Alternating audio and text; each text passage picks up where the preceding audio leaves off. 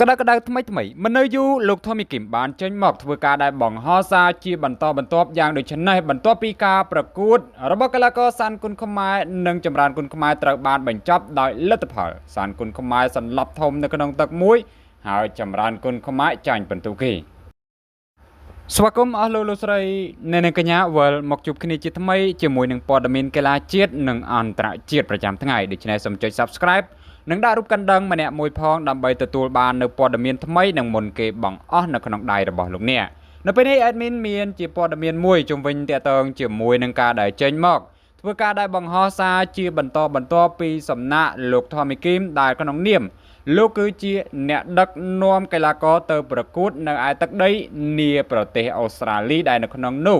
មានកីឡាករចម្រើនគុណខ្មែរប្រកួតក្នុងប្រភេទទម្ងន់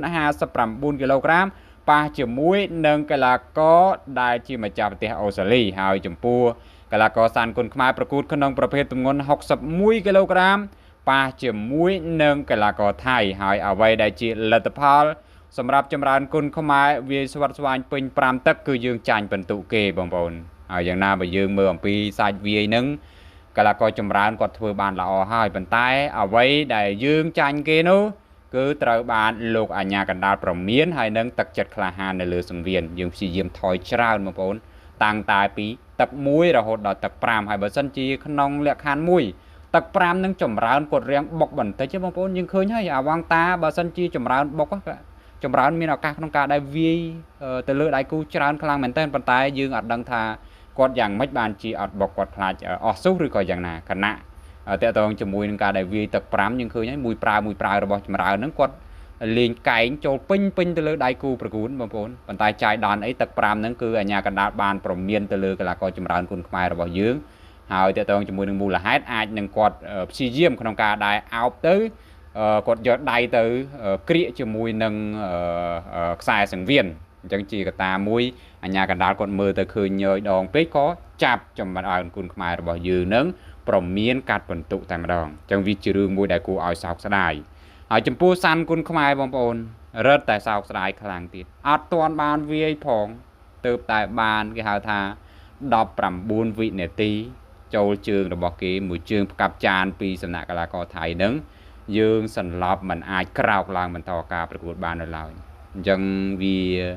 អាចនិយាយបានថាមិនមែនជារឿងចៃដន្យទេតែវាគឺជាការដែលធ្វេសប្រហែសរបស់យើងគិតថាការវាយ5ទឹកទឹក1ទឹក2គឺអាចនឹងលេងតេះដើម្បីស្វែងយល់ពីគ្នាសិនប៉ុន្តែគឺគេអត់ស្វែងយល់ជាមួយយើងទេបងប្អូនកីឡាលើសង្វៀនត្រូវចាំថាបើកាលណាយើងភ្លេចខ្លួនតែមួយប្រព្រឹត្តភ្នែកនោះដៃគូគេនឹងមានឱកាសអញ្ចឹងសម្រាប់ការប្រកួតនេះសឹងថាកីឡាករថៃគេមិនទៅចំណាយកម្លាំងអីទេបងប្អូនយើងឃើញឲ្យផុយពេកបងប្អូនយើងពិតជារឿងមួយដែលគួរឲ្យសោកស្ដាយហើយយ៉ាងណាសម្រាប់កីឡាករគុណខ្មែររបស់យើងផ្សេងមើលជាបទពិសោធន៍ទៅមិនថាការរៀបចំការប្រកួត3ទឹកឬក៏5ទឹកទេការការពារគឺជាកត្តាចម្បងអញ្ចឹងបើយើងក្នុងលក្ខខណ្ឌមួយទម្លាក់ដៃវាយខាវទៅលើគេយើងអត់បានបិទនោះពិតប្រាកដណាគេក៏មានអាវុធដើម្បីវាយតលើយើងដែរអញ្ចឹងការណាតែយើងចំហពិតគឺអាចនឹងសន្លប់ដោយសានគុណខ្មែរអញ្ចឹងឯងហើយអាចនិយាយថាវាគឺជាវិបត្តិសារីមួយហើយដែលយើងហោះទៅពីខ្មែរទៅទម្រាំតែទៅដល់អូស្ត្រាលីយើងត្រូវការដែរធ្វើការវឹកហាត់សម្រកគីឡូផ្សេងអញ្ចឹងជូរចត់ខ្លាំងមែនទែនហើយវាជាស្ដែងអត់ទាន់បានចេញអាវុធផងយើងសន្លប់បាត់វាជារឿងមួយដែលពិតជាសោកស្ដាយខ្លាំងបំផុតហើយជាពិសេសកីឡាករគាត់ពិតជាមានវិបត្តិសារីចំពោះការប្រកួតរបស់ខ្លួនឯងជាមួយគ្នាផងដែរយើងបកទៅកាន់បងប្រុសថមីគឹមវិញក្នុងនាមបងប្រុសដែលជាអ្នកដឹកនាំកីឡាករទៅប្រកួតនៅអូស្ត្រាលីហ្នឹងក៏មិននៅយូរនោះទេក៏បានចេញមកធ្វើការដែលបង្ហោះសារភ្លាមផងដែរបន្ទាប់ពីកីឡាករចម្រើនរបស់យើងបានបរាជ័យអញ្ចឹងសម្រាប់សំណេររបស់បងប្រុសគឺបានសរសេរនៅពាក្យយ៉ាងដូចនេះសុំទោសផងចំពោះចម្រើនគុណខ្មែរធ្វើបានល្អណាស់បន្ទុកប្រផិតប្រផើយគ្នាតែដោយសារចម្រើនគុណខ្មែរកាត់បន្ទុកអស់មួយទើបធ្វើឲ្យចាញ់អញ្ចឹងនេះគឺជាលទ្ធផលដែលអាញាកណ្ដាលធ្វើការដែលប្រមាន ចម្រើនគុណខ្មែររបស់យើងឲ្យអង្គចក្រមកាត់បន្ទុជាហេតុធ្វើឲ្យយើងចាញ់គេហើយបើតាមសំណេររបស់លោកថមីគីមនឹងលោកថាបន្ទុគឺប្រផិតប្រផាយគ្នាទេបងប្អូនហើយចំពោះសំណេរមួយទៀតបន្ទាប់ពីសានគុណខ្មែររបស់យើងបានសន្លប់បងប្អូនលោកក៏បានធ្វើការដែលបង្ហោះដោយភ្ជាប់មកជាមួយនឹង status យ៉ាងដូចនេះក្នុងនាមខ្ញុំជាអ្នកដឹកនាំកីឡាករសូមអភ័យទោសជាលើកទី2ដែលការដឹកនាំរបស់ខ្ញុំមិនបានល្អជាមេរៀនសម្រាប់កីឡាករដើមទឹកគឺត្រូវប្រុងប្រយ័ត្នជានិច្ចដួលកន្លែងណាងើបកន្លែងហ្នឹងអញ្ចឹងនេះគឺជាសារដែលបងប្រុសថមីគីមលោកបានធ្វើការដែលបង្ហោះជាបន្តបន្ទាប់ហើយយើងពិតជាចូលរួមសោកស្ដាយហើយយ៉ាងណាមិញការខិតខំប្រឹងប្រែងរបស់បងប្រុសផ្ទាល់យើងក៏បានឃើញទាំងអស់គ្នាហើយបងប្អូនគាត់ព្យាយាមណាស់គាត់ចង់ឲ្យកីឡាកររបស់យើងឈ្នះណាប៉ុន្តែយើងធ្វើអត់បានល្អហើយយើងក៏មិនបន្ទោសកីឡាករដែរបងប្អូនយើងធ្វើម៉េចយើងធ្វើបានប៉ុណ្ណឹងហើយយើងសង្ឃឹមថាចំពោះកីឡាករគុណខ្មែររបស់យើងផ្សេងៗនឹងសិក្សាឲ្យបានច្បាស់ចំពោះការដែលចេញទៅប្រកួតនៅខាងក្រៅស្រុកដើម្បីជៀសវាង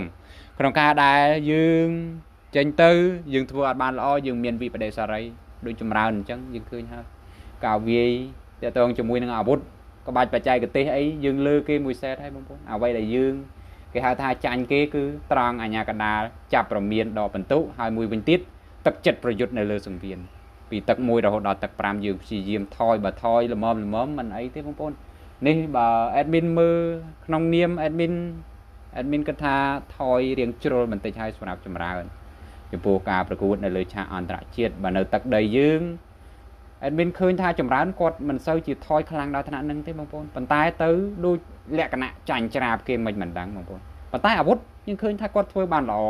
ពីទឹក2ដល់ទឹក5ដោយឡែកតែទឹក1ទេយើងឃើញថាគាត់វាយអត់សូវបានល្អដោយសារតែការដែលទាត់ទៅហ្នឹងគឺគេរ៉ាប់ជាប់បងប្អូនគាត់ព្យាយាមចេញជើងច្រើនទឹក1ហ្នឹងគ្រាន់តែថាការដែលចេញរបស់គាត់ហ្នឹងមិនសូវជាបានផលហើយយ៉ាងណាកីឡាករអូស្ត្រាលីហ្នឹងគឺព្យាយាមដេញតាមប្រមាញ់កីឡាករចម្រើនរបស់យើងរហូតតាំងតែពីទឹក1មកអញ្ចឹងជុំវិញតទៅជាមួយនឹងការដែលគេកាត់ក្តីឲ្យខាងគេឈ្នះវាជារឿងមួយសមរម្យហើយបងប្អូនយើងអាចនិយាយបានថាអ្នកទៅពីចម្ងាយ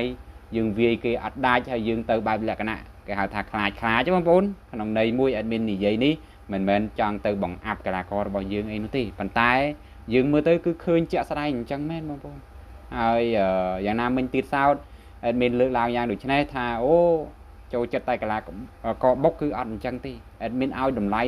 ទាំងអស់ទាំងកីឡាករបុកទាំងកីឡាករក្បាច់ប៉ុន្តែយើងវាយឲ្យមើលស្ថានភាពជាក់ស្ដែងយើងវាយយ៉ាងម៉េចទើបយើងនឹងទទួលបាននៅជ័យជំនះបើមិនជាយើងលក្ខណៈចាំត្រង់ចាំតែកាត់គេមួយអីផ្សេងនោះពិតប្រាកដណាស់បងប្អូនហើយសម្រាប់បន្ទុកជាក់ស្ដែងគេមើលអ្នកដែលចាញ់ច្រើនហើយទោះបីជាពេលខ្លះអាវុធដែលចាញ់ច្រើននឹងមិនចាំគោលដៅប៉ុន្តែល្មមគឺគេដាក់ឲ្យជាតិសាសរបស់គេបងប្អូនគេឲ្យខ្លះគេចង់លើកកម្ពស់គេចង់ឲ្យកីឡាកររបស់គេឈ្នះអញ្ចឹងវាអត់មានរឿងអីប្លែកនោះទេហើយយ៉ាងណាជំវិញតទៅជាមួយនឹងសាន់អាចនិយាយបានថាវាគឺជាការចងចាំមួយរបស់គាត់ផងដែរសម្រាប់ការដែលត្រៀមលក្ខណៈបើកាលណាក្នុងលក្ខខណ្ឌមួយឡើងលើសង្វៀនគោះជួងមើងគឺយើងប្រុងប្រយ័ត្នទៅនោះហើយគឺជារឿងដែលល្អបំផុតសម្រាប់ការប្រកួតនិងមិនមានការដែលភ្លៀងផ្លត់អីផ្សេងជាដើមដូច្នេះចំពោះ admin ក៏មានតែប៉ុណ្្នឹងដែរហើយយ៉ាងណាបងប្អូនកុំភ្លេចចូលរួម comment បញ្ចេញជាមតិយោបល់ហើយទន្ទឹមនេះផងដែរសម្រាប់បងប្រុស Tommy Kim ដោយដែលបងប្រុសបានបញ្ជាក់នៅក្នុងសំណេរអញ្ចឹងបងប្រុសពិតជាសុំទោសខ្លាំងមែនទែនចំពោះការដែលដឹកនាំកីឡាករទៅប្រកួតដែលពួកគាត់ធ្វើមិនបានល្អអីផ្សេងជាដើមហើយយ៉ាងណាអ្វីយើងនៅតែបន្តទៅមុខទៀតដោយដែលឃ្លាខាងក្រោមដែលបងប្រុសបានបញ្ជាក់អញ្ចឹងដួលកន្លែងណាគឺយើងងើបកន្លែងហ្នឹងមានតែការខិតខំប្រឹងប្រែងមានតែការដែលព្យាយាមបន្តទៀតនោះទេទើបយើងអាចឈានទៅមុខជាបន្តបន្ទាប់អញ្ចឹងយើងនៅមានដំណើរក៏ដូចជាទស្សនៈវែងឆ្ងាយទៀតបងប្អូនក្នុងការដែលផ្សព្វផ្សាយវិស័យក្បាច់គុនខ្មែររបស់យើងទៅកាន់ឆាកអន្តរជាតិហើយថោនត្រៀមនឹងលេងព្រឹត្តិការណ៍ធំរហូតដល់ទៅ3ផងដែរដែលនៅចុងខែ3ហ្នឹងមានចំនួន2ព្រឹត្តិការណ៍និងនៅខែ4មានចំនួន1ព្រឹត្តិការណ៍ដូច្នេះចំពោះ admin មានប៉ុណ្ណឹងជាចុងក្រោយសូមជម្រាបលា